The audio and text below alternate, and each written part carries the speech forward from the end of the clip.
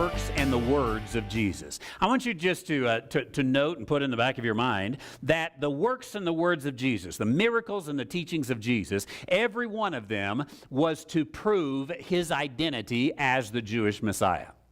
He came to Nazareth, you may remember, and you can read about it in Isaiah chapter 35, verses 5 and 6. He came to Nazareth,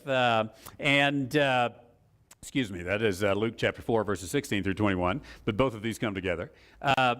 And there at the synagogue in Nazareth, it says he was handed the book. Say they didn't have books back then, they had scrolls, except that some sets of scrolls they called biblion, which is our word for book, of course. And he had, that is the entire thing of Isaiah was there. It was handed to him.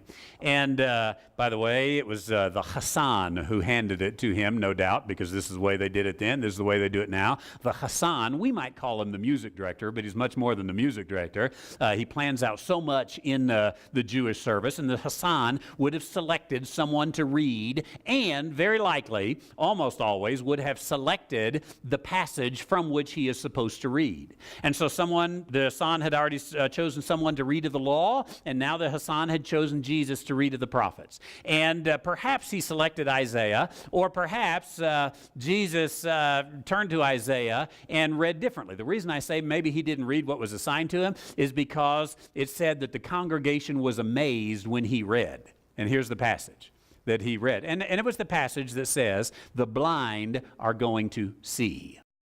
The deaf are going to hear. The dumb are going to talk. The lame are going to walk.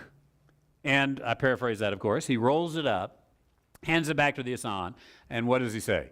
Today, this has been fulfilled in your hearing. That is, I'm the one.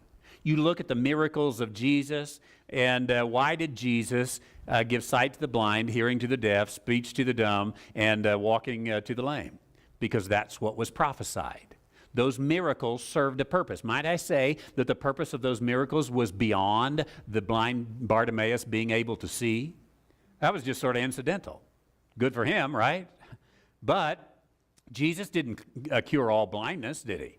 On and on you can go through each one of those miracles and each one of those messages of Jesus, the works and the talks of Jesus. They were all to prove who he was as the Messiah.